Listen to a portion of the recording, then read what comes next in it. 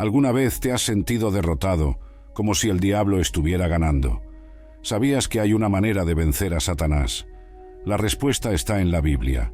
En este video aprenderemos cómo vencer a Satanás usando el poder de la sangre de Jesús, la palabra de Dios y nuestro testimonio.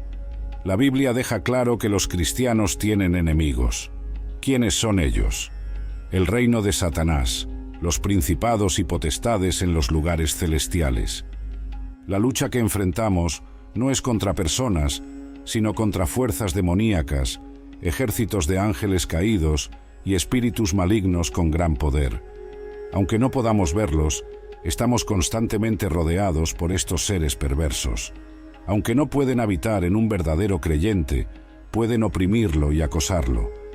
El apóstol Pablo habla de estos ángeles caídos, principados y potestades como gobernantes de las tinieblas de esta era y como huestes espirituales de maldad en los lugares celestiales. La frase principados y potestades aparece 6 veces en la versión King James. Otras traducciones incluyen gobernantes y autoridades, fuerzas y autoridades, y gobernantes y poderes. En la mayoría de los lugares donde aparece la frase, el contexto deja claro que se refiere a una vasta gama de males y espíritus maliciosos que hacen guerra contra el pueblo de Dios. Los principados y potestades de Satanás son seres espirituales que operan en el reino invisible. Ellos causan mal en el mundo y se oponen a todo y a todos los que son de Dios. La primera mención de los principados y potestades está en Romanos capítulo 8. Los versículos hablan de la victoria de Cristo sobre todas las fuerzas unidas contra nosotros. Pero en todas estas cosas somos más que vencedores por medio de aquel que nos amó. Pues estoy convencido de que ni muerte ni vida, ni ángeles ni demonios, ni lo presente ni lo futuro, ni poderes, ni altura ni profundidad, ni ninguna otra cosa en toda la creación podrá separarnos del amor de Dios que está en Cristo Jesús, nuestro Señor. Romanos capítulo 8, versículos 37 a 39. Otra mención de los principados y potestades está en Colosenses capítulo 1, versículos 13 y 14. Pues Él nos rescató del dominio de las tinieblas y nos trasladó al reino de su Hijo amado, en quien tenemos redención, el perdón de los pecados. Dios es el creador y gobernante de todas las autoridades, sean de bien o de mal. Aunque las fuerzas del mal sean poderosas, no están fuera del control de Dios. Los principados y potestades son niveles de actividad demoníaca o la presencia de demonios. Estos seres existen y su objetivo principal es robar, matar y destruir. Pertenecen al reino de las tinieblas e incluyen ángeles caídos que fueron expulsados del cielo junto con Lucifer. La intención de estos seres es obstruir el propósito de Dios en la tierra y llevar a la mayor cantidad de personas posible al infierno. En el proceso, patrullan sus dominios y siempre están buscando maneras de perjudicar a los cristianos. Un ejemplo de esto es el príncipe de la potestad del aire. En Efesios capítulo 3, versículos 8 a 12, Pablo habla sobre diferentes principados y potestades, aquellos de los reinos celestiales. Estos principados y potestades no tienen poder sobre Jesús. Una guerra espiritual está ocurriendo ahora que afecta a todas las personas del planeta. Es un enfrentamiento entre 2 reinos, uno liderado por Dios Todopoderoso, el príncipe de paz, y el otro liderado por Satanás, el príncipe del poder de las tinieblas. La primera batalla se libró antes de Génesis, en lo que los estudiosos de la Biblia llaman el pasado sin fecha.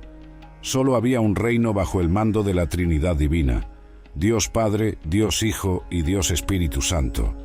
La rebelión comenzó cuando Lucifer, uno de los ángeles de Dios, se rebeló contra él.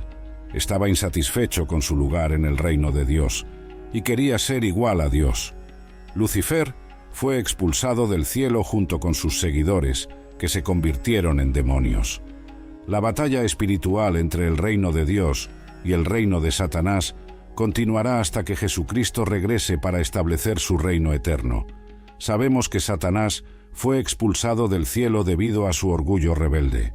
Estaba insatisfecho con su lugar en el reino de Dios y quería ser igual a Dios. La fuerza motriz detrás de esta batalla épica es la misma que ocurre en cualquier guerra, una lucha por el poder. Lucifer quería tomar el poder de Dios, y la única manera de hacerlo era por la fuerza. La guerra estalló en el cielo. Apocalipsis capítulo 12, versículo 7 dice: «Y estalló una guerra en el cielo. Miguel y sus ángeles lucharon contra el dragón, y el dragón y sus ángeles lucharon, pero no prevalecieron, y no se halló más lugar para ellos en el cielo. Y el gran dragón fue lanzado fuera, la serpiente antigua, que se llama Diablo y Satanás, el engañador del mundo entero, fue arrojado a la tierra, y sus ángeles fueron arrojados con él». Después de ser expulsado del cielo, Satanás y sus seguidores se comprometieron unos con otros y formaron el reino rebelde que aún existe hoy y continuará existiendo hasta que sea destruido por el poder supremo de Dios. En el jardín del Edén, Satanás lanzó su primer ataque a la autoridad de Dios en la tierra a través de la tentación de Eva. Logró hacer que ella y Adán pecaran, lo que resultó en la caída de la humanidad.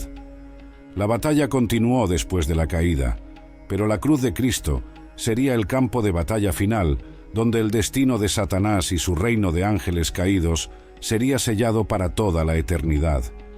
No había espacio para la diplomacia. El pecado tenía que ser castigado para siempre. Dios expulsó a Adán y Eva del jardín, sabiendo que el maligno es violento y que una guerra cruel dejaría un rastro de destrucción, con toda la humanidad herida y muchos destruidos para siempre. Conocer a tu adversario es clave para la capacidad de derrotarlo. Subestimar al enemigo es peligroso. Es similar a formar una alianza con la oposición para garantizar tu propia derrota. Pablo nos advirtió que mantuviéramos nuestro objetivo principal y no nos volviéramos unos contra otros. Enfatizó que nuestro adversario no es de carne y hueso. El diablo es un enemigo peligroso y astuto que siempre está buscando maneras de perjudicarnos.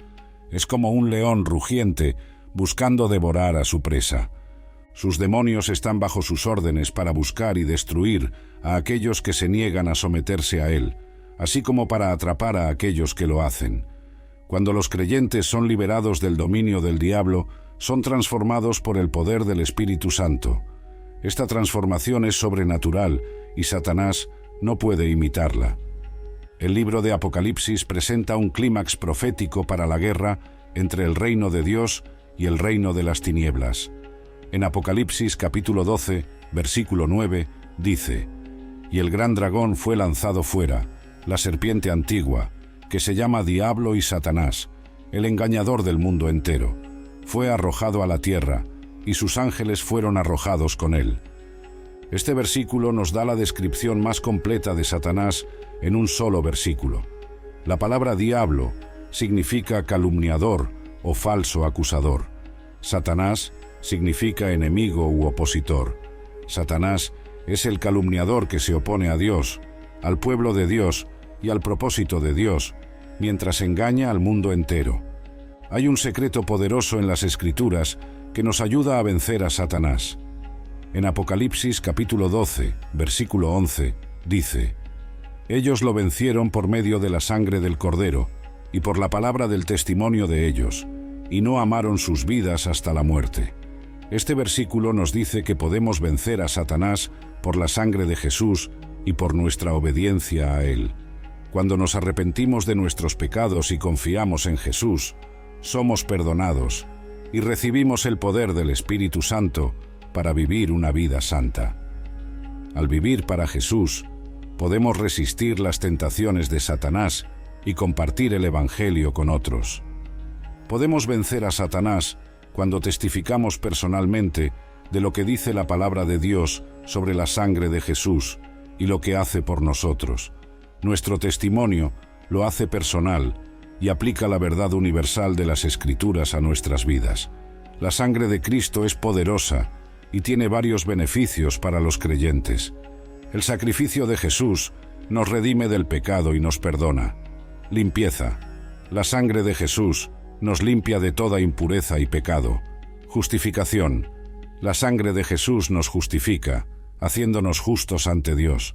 Justificar significa hacer justo, absolver del pecado, mantenerse inocente como si nunca hubiéramos pecado. Podemos decir esto porque somos justificados por la sangre de Jesús. Recibimos la justicia de Jesucristo, no nuestra propia justicia. En la cruz, Jesús se convirtió en pecado con nuestra pecaminosidad, asumió la pena y el juicio de nuestro pecado, y pagó el precio total de la salvación derramando su propia sangre. En Él nos convertimos en la justicia de Dios, no en nuestra propia justicia de cualquier tipo de justicia humana, sino en la justicia del propio Dios. Dios nunca conoció el pecado y fue contaminado por el pecado.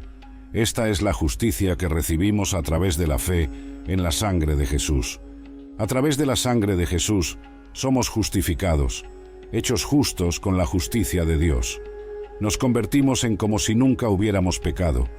Esta es entonces la respuesta a las acusaciones de Satanás contra nosotros. ¿Por qué nos está acusando? Porque quiere probar que somos culpables.